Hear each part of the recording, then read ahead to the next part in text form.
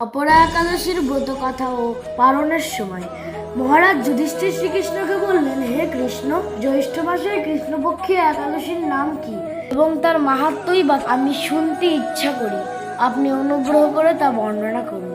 শ্রীকৃষ্ণ বললেন, হে মহারাজ, মানুষের মঙ্গলের জন্য আপনি খুব ভালো প্রশ্ন করেছেন। বহু পুণ্য প্রদানকারী, মহাপাপ বিনাশকারী ও পুত্র দানকারী এই একাদশী অপর নামে খ্যাত। এই ব্রত পালনকারী ব্যক্তি জগতে প্রসিদ্ধ লাভ করে। ব্রহ্ম হত্যা, গো হত্যা, ভ্রূণ হত্যা, পরনিন্দা, পরস্ত্রী গমন, মিথ্যা ভাষণ প্রভৃতি গুরুতর পাপ এই ব্রত পালনে নষ্ট হয়ে যায়। যারা মিথ্যা সাক্ষ্য দান করে, ওজন বিষয়ে ছলনা করে, শাস্ত্রের মিথ্যা ব্যাখ্যা প্রদান করে, জ্যোতিষের মিথ্যা গণনা ও মিথ্যা চিকিৎসায় রত থাকে, তারা সকলেই নরক যাতনা ভোগ করে।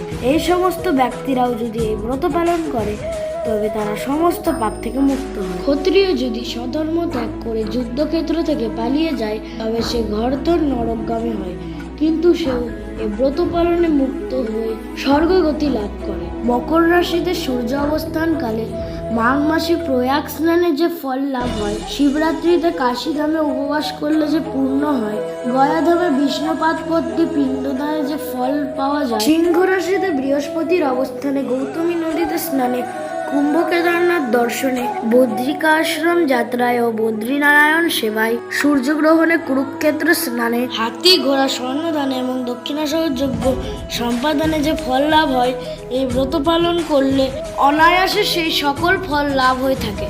এই অপরা ব্রত অপরূপ বৃক্ষের কুঠার স্বরূপ, অপরূপ কাষ্ঠের দাবাগ্নির মতো, পাপরূপ অন্ধকারের সূর্য সদৃশ এবং পাপহস্তির সিংহ স্বরূপ।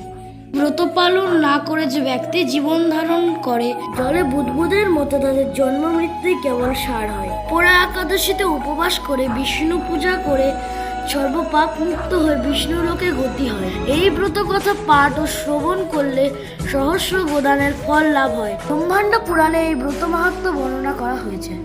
পালনের সময় পশ্চিমবঙ্গ সকাল 4:53 থেকে 9:20 পর্যন্ত, বাংলাদেশ সকাল 5:18 থেকে 9:34 পর্যন্ত। রাধে রাধে।